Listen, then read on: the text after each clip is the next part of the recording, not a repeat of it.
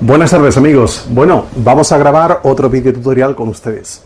Hoy vamos a hablarles de astronomía por una parte, astrología por otra y, ¿por qué no?, cosmología.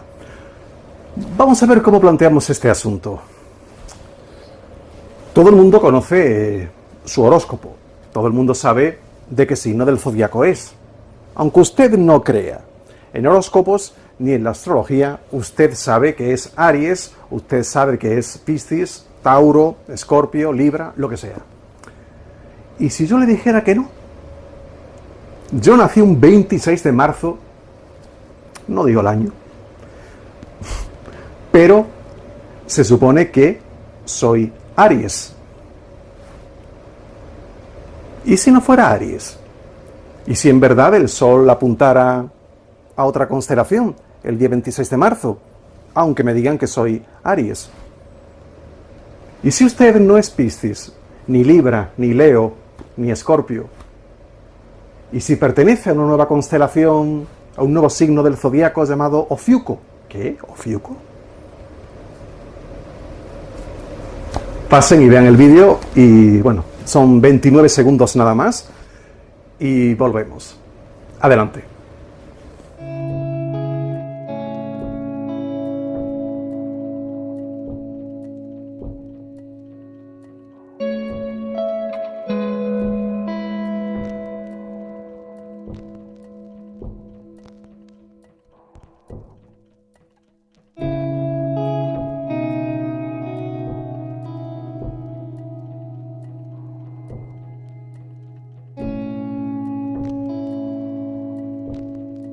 Así que usted no era Piscis, ni Tauro, ni Escorpio, y alguno ha aparecido que es de Ofiuco. ¿Ofiuco? ¿Qué es eso? Bueno, ya vemos que después de muchos años, porque los, digamos, horóscopos se realizaron hace ya 3000 años o incluso más, y claro, el cielo cambia, la posición de las estrellas cambia. Y nuestro planeta también gira. Nuestro planeta también, digamos que tiene un eje que se va inclinando. Hay algo que se llama precesión de los equinoccios. Lo vamos a ver en un vídeo, en el próximo vídeo que les vamos a ofrecer, donde ustedes pues van a ver cómo el firmamento cambia, el cielo cambia y por supuesto el Sol ya no apunta. El Sol con respecto a la Tierra, ¿verdad?, en el plano de la eclíptica, que se le llama así, ya no apunta a las mismas constelaciones que antes. Ni tampoco las constelaciones tienen todas la misma duración. Nos imaginamos que los primeros astrólogos, para intentar, en un momento determinado, cuadrar las constelaciones del área del zodiaco, de la franja zodiacal, que está a unos 8,5 grados, tanto por encima como por debajo de la eclíptica, pues para cuadrar el número de constelaciones zodiacales con el número de meses del año, dijeron, hay 12 nada más. Ni una más, ni una menos, pero es que resulta que hay 13. Y además esas constelaciones no duran todas el mismo tiempo. Bueno, eso lo vamos a ver ahora mismo en el nuevo vídeo que les vamos a ofrecer, que hemos grabado, y después les pasamos a comentar ya las consideraciones gnoseológicas, ontológicas y demás, la diferencia entre astrología, astronomía e incluso cosmología. En fin, vamos a ver si nos sale un vídeo entretenido. Sobre todo, además de entretenido, didáctico. Bueno, pues nada, vamos con el vídeo. Unos 8 minutos estaremos con ustedes. Gracias. La astrología existe desde por lo menos el segundo milenio antes de nuestra era. El aspecto más problemático es la correlación de los eventos astronómicos y los sucesos de la vida cotidiana. La pregunta sería, ¿está nuestro destino escrito en los astros? Mientras la Tierra orbita al Sol, oscila atrás y adelante. Es lo que se conoce como la precesión de los equinoccios. Conforme la Tierra gira, su eje describe un círculo en el cielo. Este círculo se completa en 26.000 años. Esto significa que el polo norte terrestre cada vez se alejará más de Polaris, nuestra actual estrella polar, aproximándose a la brillante estrella Vega. será una estrella polar muy visible.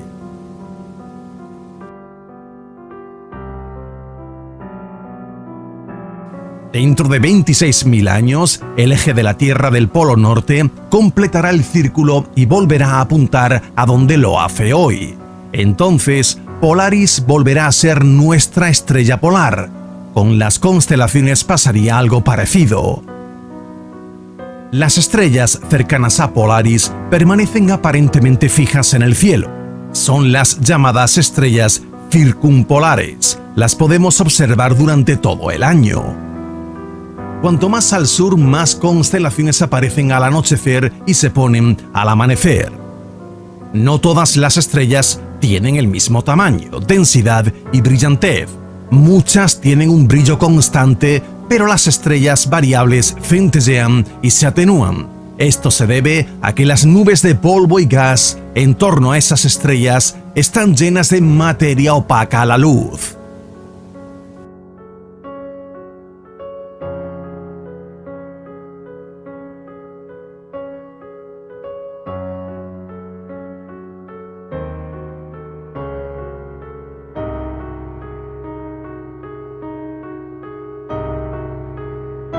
Las primeras estrellas variables T Tauri aparecieron en la constelación de Tauro.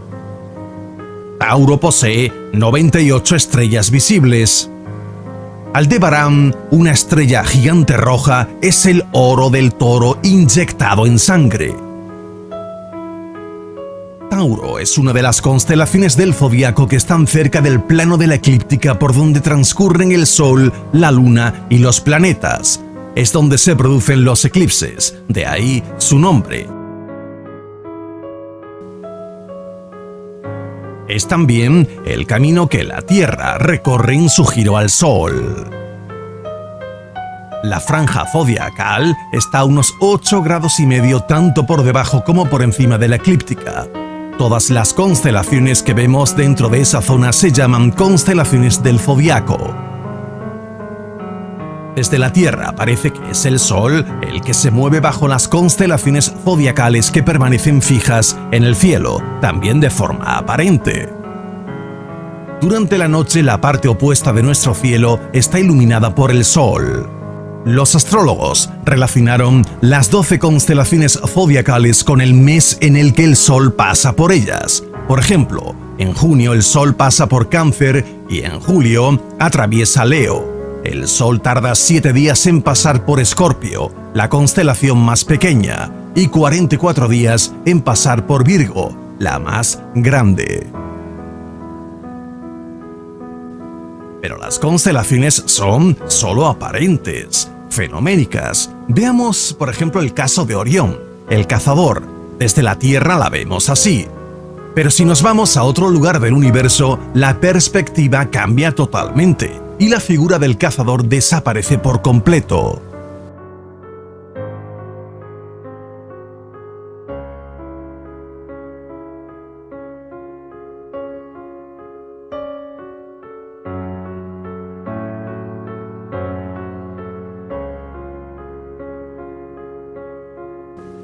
En la mitología griega, Orión era un cazador, pero un escorpión le picó en el talón y le mató. Por eso las estrellas de Escorpio o el escorpión salen solo cuando Orión se pone. Antares es la estrella más brillante de Escorpio. Si unimos imaginariamente las estrellas, su forma se parecería a un escorpión.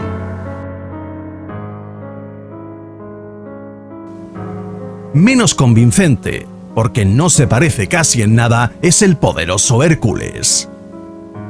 ¿Y el león que mató Hércules? ¿Reconocéis en estas estrellas a un león? Mucho hay que darle a la imaginación para ver un toro en las estrellas de Tauro. Esta es Cygnus, la constelación del cisne. ¿Adivináis la figura de un cisne aquí? Donde parece imposible imaginar nada es en los gemelos de Géminis. Capricornio es una cabra que solo se ve en las estrellas si la dibujamos. Sagitario, mitad hombre, mitad bestia, es imposible imaginarlo en el cielo. En el 150 después de Cristo, Ptolomeo fusionó sus propias observaciones con los datos heredados de civilizaciones más antiguas como Sumeria dando nombre a más de 1000 estrellas.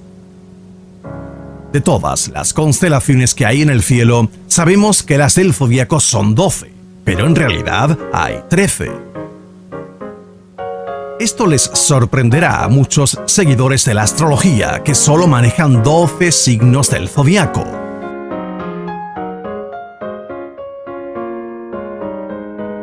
El 13º signo debería ser Ofiuco, palabra griega que significa el portador de la serpiente. Tiene 55 estrellas visibles, destacando la estrella de Barnard, es la más rápida por el cielo nocturno.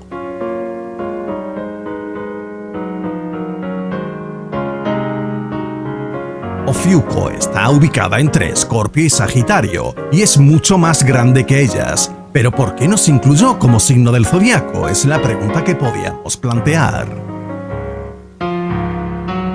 Es posible que los astrólogos la descartaran para tener solo 12 signos y poder así dividir mejor los días del año, ya que 12 son también los meses del año.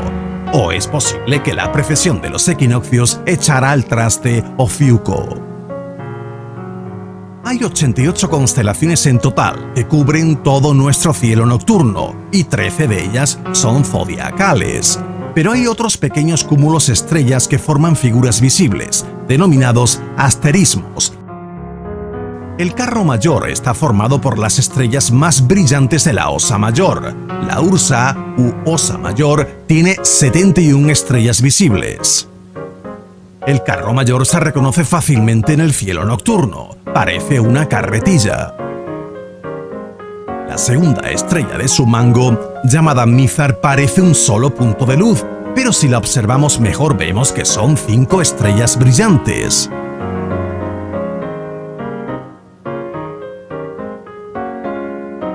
Las constelaciones cambian con el tiempo, como hemos podido verificar observando el cielo durante milenios. Las estrellas están en movimiento constante, no solo por el giro de la galaxia, sino también porque la gravedad de cada estrella ejerce un efecto sobre sus vecinas. Esto hace que con el paso de los siglos vayan cambiando de posición en el cielo.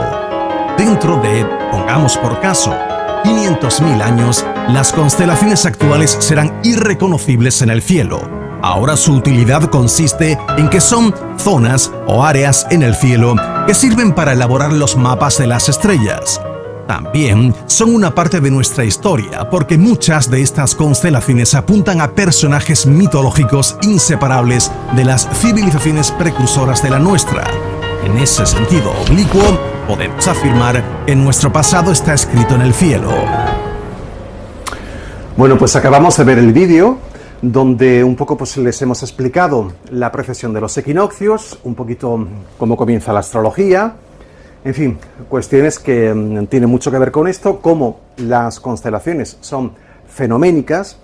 Quiere esto decir que cuando miramos al cielo hay un grupo de estrellas que alguien con mucha imaginación, porque brillan más o porque alguien imagina que forma figuras de animales o algo así, de númenes incluso, hablando nosotros ya en el sentido que le da Gustavo Bueno a la palabra numen, en el sentido de la vida. Bueno, pues digamos que alguien imagina que hay ciertos animales representados en el cielo y entonces pues imagina que ese grupo de estrellas es Tauro, porque representa un toro. En fin, son personajes muchas veces sacados o extraídos de la mitología griega o de otras mitologías incluso anteriores. Hemos visto un poco la arbitrariedad de todo esto. Pero antes de comenzar a analizar un poco pues, los problemas que presenta la astrología, vamos a diferenciarla etimológicamente de su prima hermana, por decirlo de alguna manera, que es la astronomía. Bueno, pues etimológicamente más o menos las dos palabras significan igual, puesto que astrología viene de astro, estrellas, astro, astra, estrellas, ¿verdad? Y luego pues logos, claro, logía, logos, ¿verdad? Es el conocimiento de los astros, la doctrina de los astros, la ciencia también se traduce algunas veces logos por eso. De hecho, parece que astrología pues tiene ahora mismo pues más, bueno, por decirlo de alguna manera, más autoridad, ¿no? Para ser una ciencia, según el nombre que la propia astronomía, aunque luego veremos que más o menos es lo mismo, puesto que coincide en el logos, como la biología, por ejemplo, con también en fin, muchas ciencias que terminan en logía, ¿verdad? Que hay muchísimas, incluso con otras que no son ciencias propiamente dichas, como la teología. En cambio, la astronomía viene de también astra, ¿verdad? De astros, pero también de nomos. Y claro, el nomos pues también es la norma, es la ley. Más o menos apuntan tanto la astrología como la astronomía a lo mismo.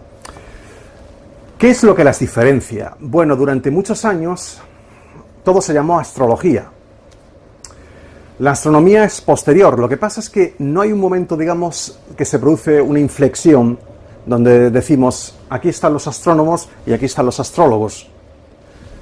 Y tampoco podemos decir que los astrólogos, pues cuando alguien tacha de pseudociencia la astrología, que toda la astrología sea pseudociencia, puesto que, como decía Gustavo Bueno, en la teoría del cierre categorial, en esos 5 tomos de su obra magna sobre teoría de la ciencia, hay también siempre un fulcro, o sea, una parte de verdad en todas las pseudociencias. Y en la astrología hay mucha verdad. ¿Cuál es la parte de verdad de la astrología? Bueno, pues la parte de verdad de la astrología es precisamente cuando el astrólogo mira al cielo y observa la conjunción de los planetas, observa el movimiento. Hoy en día los astrólogos pues utilizan programas informáticos donde ya está todo ahí metido, ¿verdad? Está, pues eso, ¿no? Están todos los datos ahí metidos, hay ciertos algoritmos y demás que calculan la posición de los astros el día que sea. Por ejemplo, cuando uno nace, o el día que uno quiere saber si le va a resultar un día favorable para, como se suele decir siempre, en estas 3 variables, amor, dinero y trabajo, ¿verdad? Bueno, pues ellos utilizan un programa informático donde ven en ese momento la posición de la Luna, la posición de Marte, la posición de Júpiter, en fin, ellos estudian todo eso y eso es verdad. Eso está basado en cálculos científicos, basados en las leyes de Newton, en Kepler y demás. Y aquí llega la segunda parte, porque, digamos, en lo que la astrología no es ciencia, le llaman entonces pseudociencia, es cuando relaciona esos movimientos de los astros con nuestro futuro, con lo que me va a suceder, por ejemplo, mañana.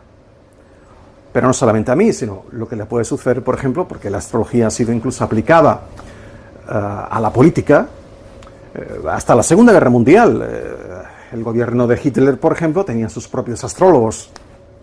O sea, se han usado astrólogos, los reyes tenían sus propios astrólogos y demás, los romanos, los emperadores romanos también tenían astrólogos. Y claro, astrólogos que duraban muy poco, puesto que si aconsejaban mal a un emperador romano, lo mandaban a ejecutar. Hay emperadores romanos que han tenido muchos astrólogos, porque les han recomendado que fueran a ciertos lugares a hacer la guerra, porque los astros le eran supuestamente favorables a Roma, perdieron la guerra, ¿sabes? Perdieron esa guerra y el astrólogo luego, pues, ya se pueden imaginar ustedes. Los papas incluso, ahora veremos la posición de la Iglesia Católica con este asunto de la astrología. Por tanto, bueno, pues la astrología hasta la Segunda Guerra Mundial, como les hemos dicho, Hitler, antes de emprender campañas militares importantes, consultaba a su equipo de astrólogos. Los aliados se dieron cuenta de esa circunstancia, Inglaterra, ¿y qué es lo que hizo Inglaterra? Pues contratar también a su propio gabinete de astrólogos. Pero yo tengo una teoría aquí. Inglaterra no contrataba a los astrólogos para que les dijeran cuándo era el momento propicio o el momento oportuno para hacer una ofensiva, una operación militar de envergadura contra Alemania. Lo tenían ese gabinete de astrólogos para anticiparse precisamente a las operaciones militares de Hitler. O sea, esos astrólogos le decían a Churchill cuándo Hitler iba a atacar, puesto que ellos decían, bueno, pues si los astros ahora son favorables para que Alemania haga un ataque, ahora es cuando Hitler probablemente haga ese ataque. En la guerra, cualquier pequeña modificación, cualquier pequeñísima ventaja, aunque sea tan pequeña como esa, en una guerra muy igualada puede determinar el resultado. Y cuando las fuerzas están tan equilibradas, pues se juega incluso hasta con la astrología. Hasta la Segunda Guerra Mundial, como digo, se ha jugado con la astrología. Hay también historiadores militares que restan mucha importancia a este asunto en la Segunda Guerra Mundial, dicen que no es relevante en absoluto, y otros le dan cierta importancia. Lo cierto es que Hitler, es verdad, no sabemos hasta qué punto les hacía caso o no, pero tenía su equipo de astrólogos y también Inglaterra. Así que bueno, la astrología ya vemos que tiene una parte de verdad, un fulcro de verdad, que es cuando se hacen predicciones sobre el movimiento real de los astros, o sea, dónde estará Marte mañana, el planeta Marte, ¿se entiende? ¿Dónde estará Júpiter dentro de un mes o dentro de un año? Esas son predicciones científicas que las puede hacer, por supuesto, también un astrónomo, las hace de hecho un astrónomo también, y el astrólogo las hace porque conoce todo eso y porque la astronomía antes fue astrología, pero donde patina, por así decirlo, o donde pierde su rasgo de cientificidad, por decirlo de alguna manera, la astrología es cuando empieza a relacionar lo que pasa ahí arriba, lo que pasa en los astros, con lo que pasa aquí abajo en la Tierra. Bien, hemos hablado hace un rato de un poco que la astronomía y la astrología han ido durante muchos años de la mano. Incluso les voy a contar a ustedes el caso de Isaac Newton.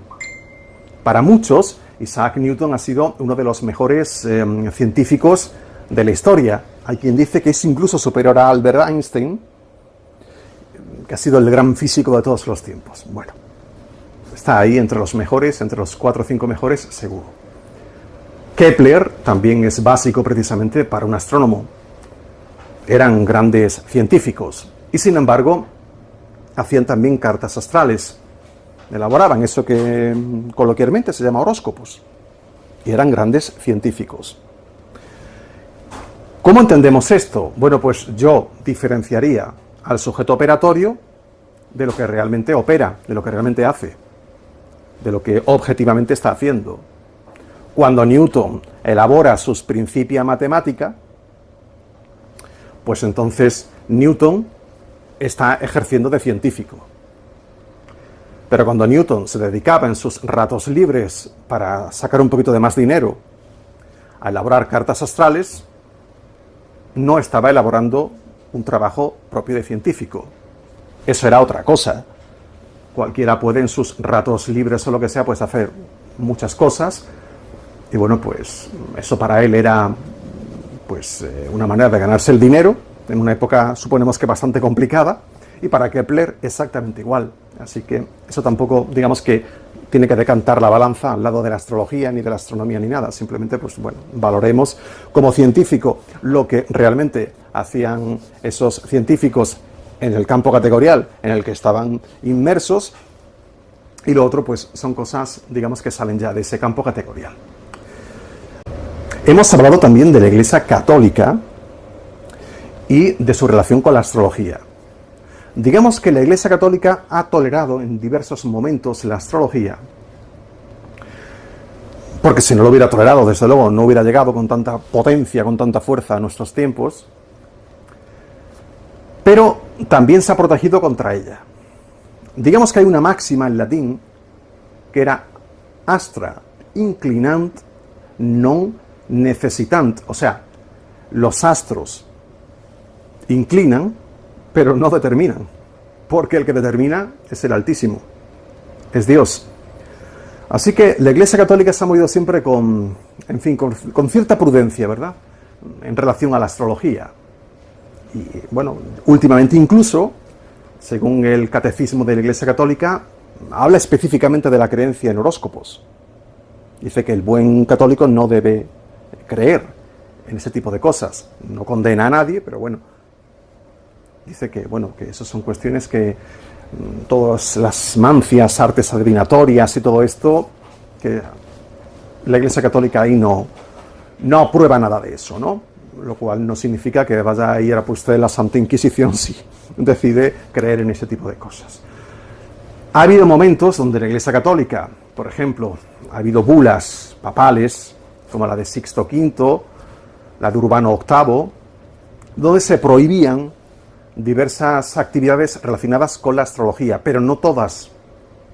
Por ejemplo, creo que era el Papa Urbano VIII, prohibió que la astrología se utilizara para predecir la muerte de los papas y de los príncipes. Nadie quería saber qué día iba a morir. Obviamente, eso le concernía al propio Papa, así que dijo, podéis utilizarla, podéis usar la astrología para elaborar horóscopos y lo que queráis, pero a mí no me digáis el día que me voy a morir. Y lo prohibió. Y Sixto V, pues más o menos hizo algo parecido, prohibió la astrología en unos campos, por ejemplo, prohibió lo que se llamaba la astrología judiciaria, pero no prohibió otro tipo de astrología aplicada a la agricultura y demás, ¿no? O sea que la Iglesia Católica se ha movido siempre con cierto, en fin, con cierta prudencia, con este asunto. Siempre ha controlado mucho ese tipo de cosas que, digamos que aunque convivan con la religión católica, pero que lo quieren tener todo controlado, no quieren que se les vaya de las manos, ¿no? Así que siempre he mirado esto con mucho escepticismo y ahora, pues, obviamente no tiene ya una Santa Inquisición para controlar esto, pero lo advierte en su nuevo catecismo, advierte precisamente contra todas estas cosas. ¿Qué más podemos contar por aquí? Bueno, otro de los problemas que tiene la astrología, que repetimos, cuando la astrología se dedica a predecir el movimiento de los astros, ahí está bien, pero otro de los problemas que tiene la astrología es que no es capaz de explicar cómo un astro que está muy lejos de nosotros, el más cercano es la Luna, pero aún así es algo lejano a nosotros, está lejano. O sea, ¿qué tipo de interacción material hay entre ese astro y nosotros para que de alguna manera se determine nuestro comportamiento? Claro, la física conoce 4 fuerzas fundamentales ahora mismo, que algunos tratan de unificar, pero de momento están separadas. Hay 2 que descartamos ya, puesto que no se pueden transmitir con esas largas distancias, que son la fuerza nuclear débil y la fuerza nuclear fuerte.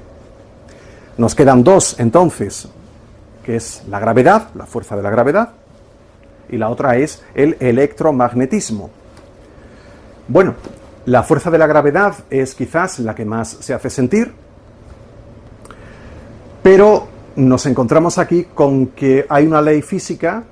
No quiero desarrollarles ecuaciones ni nada de esto, vamos a explicar, es un vídeo divulgativo que sea lo más sencillito posible. Entonces, digamos que la fuerza o la atracción que ejerce un cuerpo sobre otro se va debilitando con el cuadrado de la distancia. Vamos a decirlo así. Por ejemplo, imaginemos ahora un imán y colocamos cerca de ese imán un objeto metálico. ¿Qué pasará? Correcto. Se atraen. Perfecto. ¿Qué pasa ahora si nosotros el objeto metálico lo separamos 10 metros del imán? Posiblemente el imán no tenga fuerza para atraer ese objeto metálico. No es que la fuerza del imán no esté llegando al objeto metálico, sí que está llegando. Lo que pasa es que tiene que vencer, digamos, una resistencia que opone pues la superficie sobre la que está el objeto metálico y otra resistencia que es la del aire. No puede vencer esa resistencia, por tanto, no se junta el objeto metálico al imán o el imán al objeto metálico.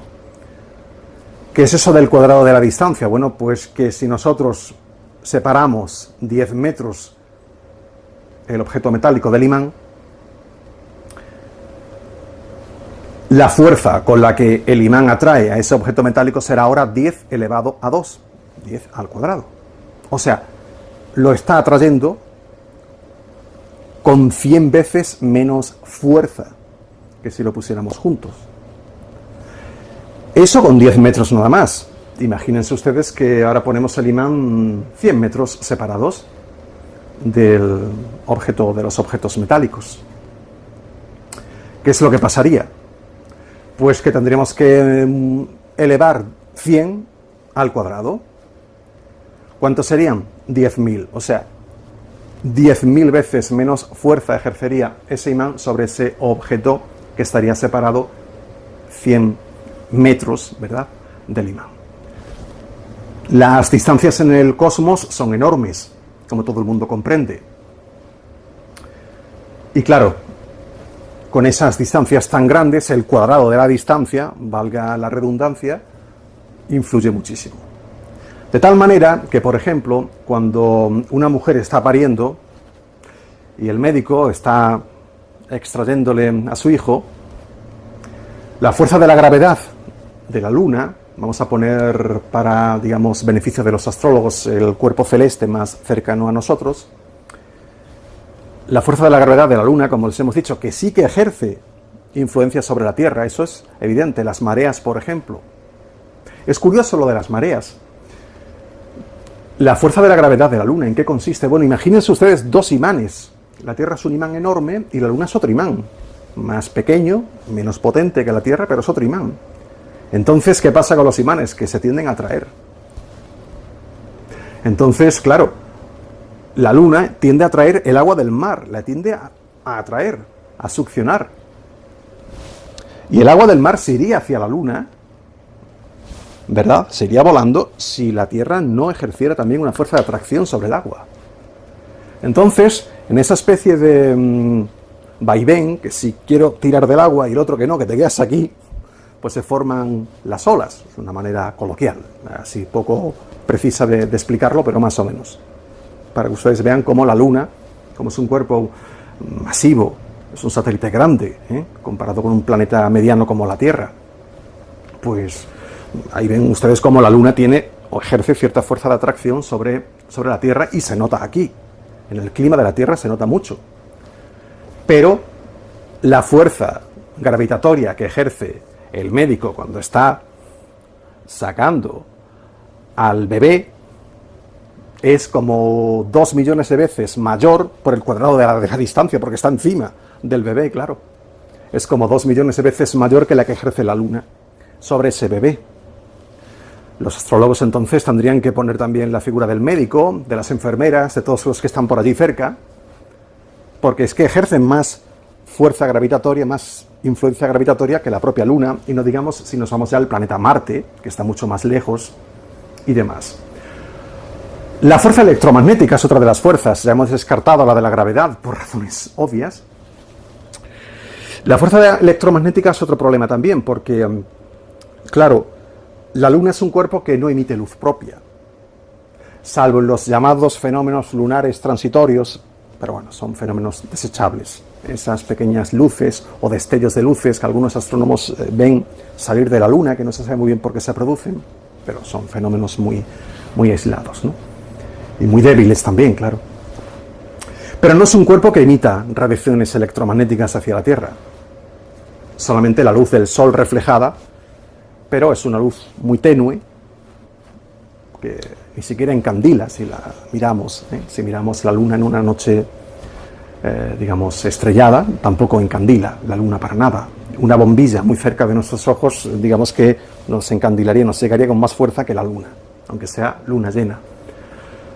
La Luna, digamos, la Luna que podemos tener en el momento de nuestro nacimiento, pues en cuanto a radiación electromagnética que pudiera llegar a nosotros, pues es imposible, porque solemos nacer bajo un techo donde la luz no llega, la luz de los astros no llega, y lo que nos llega es la luz del hospital, no nos llega la luz de ningún astro. Luego hay astros también que desprenden otro tipo de radiaciones electromagnéticas, como Júpiter, por ejemplo, que tiene un campo radiactivo muy, muy potente, ¿verdad?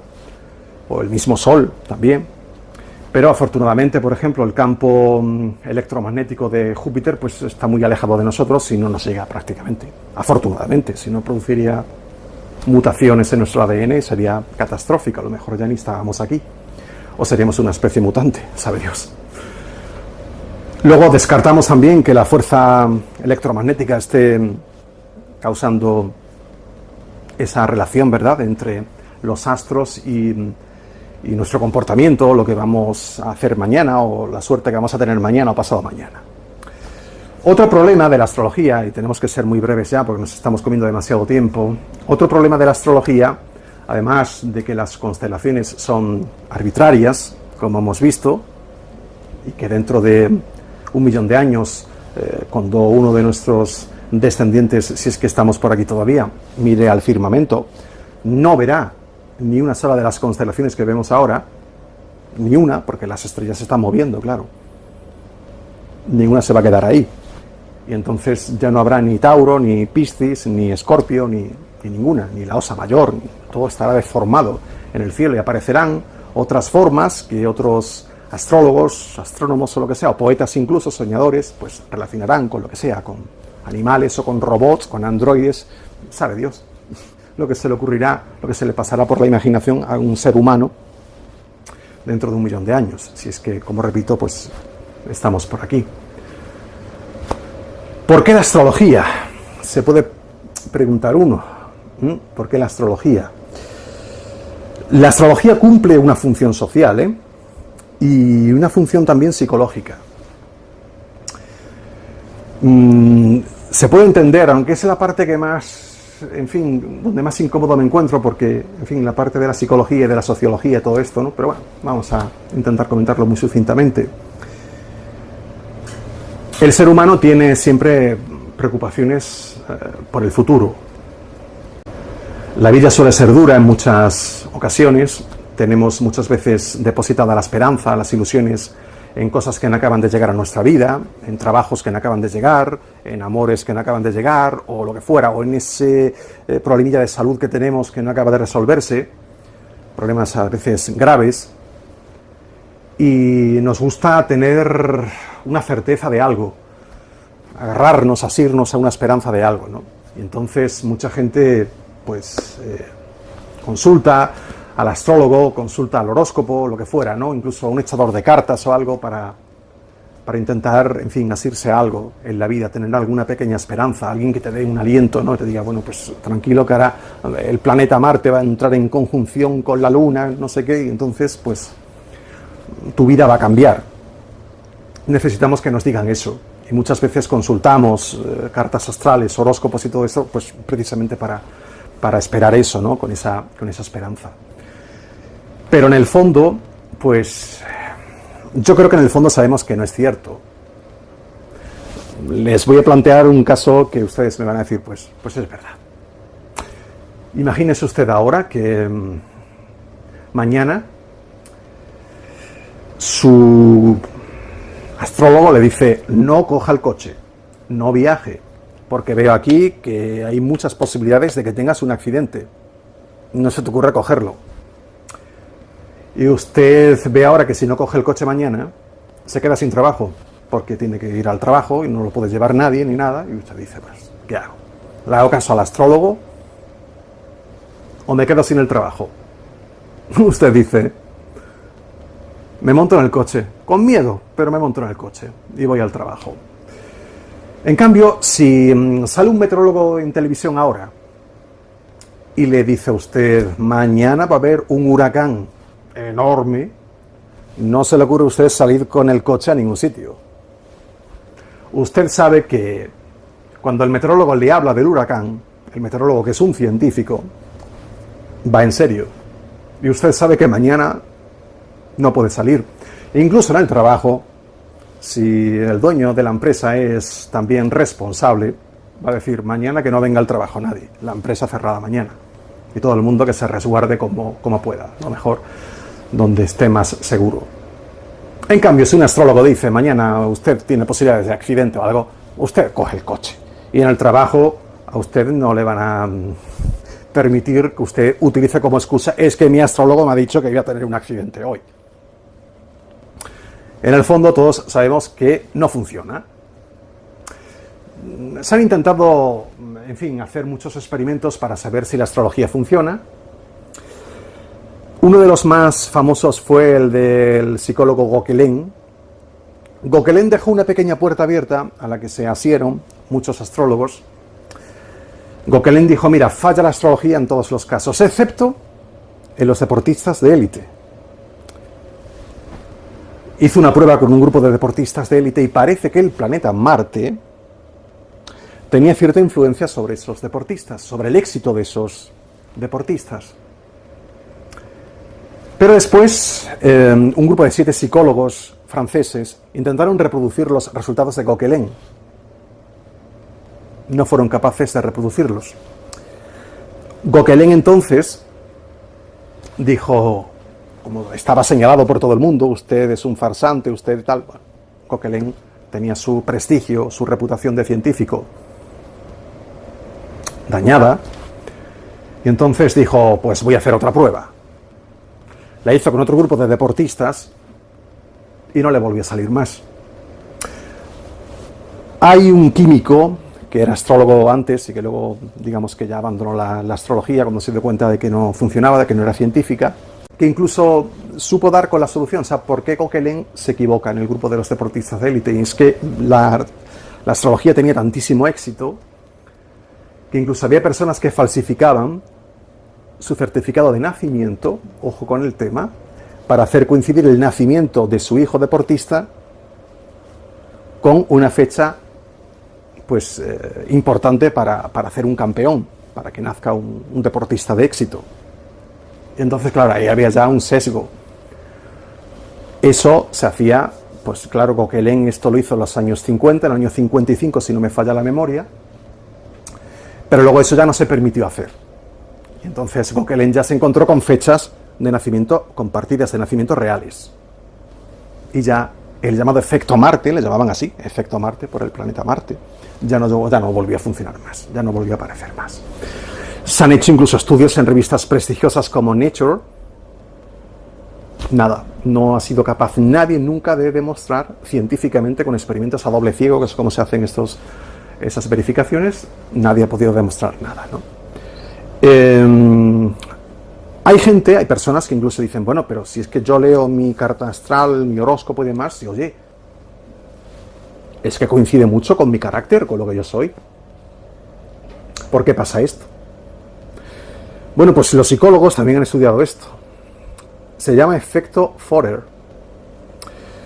Y bueno, pues más o menos se resume todo en una cuestión, y es que los individuos que tienden a creer por las razones que les dije antes, ¿no? Por esa necesidad, ¿no? de agarrarnos en la vida a algo, a una esperanza o algo, ¿no?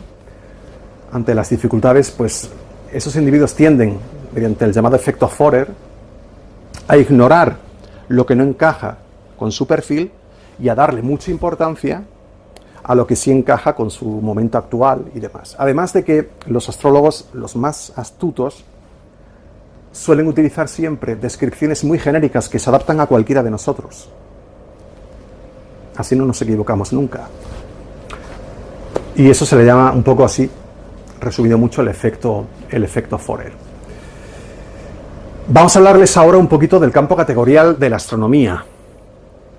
La astronomía, pues basándonos en, digamos, el materialismo o el espacio noseológico, ¿verdad?, del MF, del materialismo filosófico, en el eje sintáctico, pues que está compuesto por términos, relaciones y operaciones. Los términos de la astronomía están muy bien delimitados. Son los planetas, los cuerpos celestes, los astros, planetas, estrellas, cuásares y demás, ¿no? Es una ciencia estricta, totalmente estricta, y bueno, pues se intersecta también pues con otras ciencias como la química. El astrónomo tiene que ver el espectro precisamente de las radiaciones, de las luces, ¿no? Digamos del espectro electromagnético que le llega de los cuerpos brillantes del universo, de los cuerpos luminosos, para saber la composición química. De esto los químicos sabemos un poco. Luego está también, pues claro, la astronomía tiene una parte importantísima de física. Ahí tenemos otro campo categorial. Y tiene una parte también, incluso ahora últimamente, de biología, puesto que estamos tratando de encontrar vida en otros planetas, aunque eso ya entraría en la exobiología, que se le llama y tal, ¿no? En cambio, la cosmología, claro, aquí hablar de la cosmología tiene un pequeño problema, y nos estamos quedando sin tiempo. La cosmología es muy antigua. Según Wolf, había dos tipos de cosmología. En fin, lo que llamaba él metafísica especial y metafísica general. En la metafísica especial entraría, pues, por ejemplo, el estudio del mundo en cuanto a teología y demás, digamos la teoría de Dios, lo que se llama teología. Luego estaría, por otra parte, la metafísica general, que estaría más relacionada con el estudio del ser, con la ontología y demás, pero recientemente los cosmólogos están utilizando la cosmología para referirse a las teorías que explican, digamos, el universo en su totalidad, o por lo menos el universo que vemos. O sea, cómo empezó el universo, cómo va a acabar, leyes que, digamos, afectarían a todo el universo. Claro, mientras que la astronomía, como hemos dicho, tiene un estatuto científico muy claro, hay un cierre categorial claro, ¿verdad? En cambio, la cosmología tiene ciertos problemas, porque al utilizar como marco de referencia el universo entero, es imposible ahí hablar de categorías. No hay cierre categorial. Ese es el problema. Ese es el problema. Por tanto, el estatuto científico de la cosmología desde nuestra perspectiva de la teoría del cierre categorial es muy dudoso, es más que dudoso. En cambio, la astronomía, como hemos dicho, pues no. ¿Y la astrología? ¿Qué pasa con la astrología? Bueno, la astrología también tiene, digamos, en su campo, ¿verdad? En su campo noesológico, pues tiene también, juega también con astros, juega con la luna, juega con el sol, juega con las estrellas de las constelaciones del zodiaco, pero todo está muy constreñido, muy reducido a la banda del zodiaco, a la franja del zodiaco. Y ni siquiera todos los cuerpos que entran en esa franja los tiene en consideración la astrología, puesto que ya vemos que Ofiuco, por ejemplo, no lo tiene en consideración. Y también hay que decir que los cuerpos del sistema solar nuestro, pues de alguna manera están los astrónomos, no los astrólogos, sino los astrónomos, están pues descubriendo nuevos cuerpos, incluso cambiándole la categoría a algunos. Plutón hasta hace poco era un planeta, ya no lo es. Ahora es un planeta enano. Han aparecido otros planetas enanos también. Por ejemplo, entre Marte y Júpiter, que hay un cinturón de asteroides por allí, pues ha aparecido Ceres, que es otro planeta enano de gigantescas dimensiones. Bueno, digamos que era antes un asteroide, ahora ya se considera un planeta enano. Más allá de Neptuno están los llamados objetos transneptunianos. Principalmente hay tres zonas. Por ejemplo, pues está el llamado cinturón de Kuiper, está la nube de Oort más allá, está el cinturón disperso, en fin, hay tres zonas por allí donde se pueden encontrar cuerpos, el propio Plutón como planeta enano, ¿verdad? Pero también está Eris, está Make, en fin, hay varios cuerpos, ¿verdad? Hay uno por ahí que no recuerdo ahora que también falta de esa franja, ¿no?, del cielo. Luego, pues también nuestro sistema solar se ve atravesado de vez en cuando por cometas, por asteroides que no están ni siquiera clasificados. Hay un planeta X que le llaman, que algunos astrónomos están ya más o menos tras la pista, que cualquier día pues se va a dar con él. Está lejísimos de nosotros, pero está ahí y pertenece a nuestro sistema solar. En teoría tendría una órbita muy alargada alrededor del Sol. Y en fin, que hay muchos cuerpos, ¿verdad?, que todavía no están ni siquiera inventariados, y que, bueno, pues incluso el planeta Plutón, o el planeta enano Plutón, que se descubre en el año 1930, pues antes de ese descubrimiento los astrólogos no lo tenían en cuenta. Y entonces, como les digo, en fin, hay muchos cuerpos todavía no inventariados que, bueno, pues los astrólogos, cuando, digamos, los tengan en cuenta, qué es lo que va a pasar. Entonces tendrán que decir que todas las predicciones anteriores son erróneas, qué es lo que pasará entonces. como pasó con Plutón, en el caso de Plutón antes de 1930, que nadie sabía ni que ese planeta enano estaba ahí, pero sin embargo las cartas astrales y los horóscopos pues se hacían, ¿no? En fin, que eso es un poco lo que le podemos decir sobre esto. Hay muchos más asuntos que se nos quedan por ahí en el tintero, pero yo creo que, en fin, una primera aproximación a la astrología y a los problemas que, digamos, nos encontramos desde un punto de vista científico, gnoseológico, desde un punto de vista racional cuando nos enfrentamos a la astrología, ¿no? Yo creo que eso más o menos de una manera sucinta y sintética pues está expuesto en este pequeño vídeo divulgativo. Pues nada, simplemente les vamos a agradecer un día más que nos hayan aguantado aquí hasta este momento del vídeo y volveremos con otro vídeo en cuanto tengamos tiempo y ustedes nos lo pidan. Pues nada, vamos a agradecerles la atención prestada y hasta el próximo capítulo de esta serie sobre el cosmos que estamos aquí grabando para entretenerles, informarles un poquito, nada más. Pues nada, muy amables y hasta la próxima. Gracias.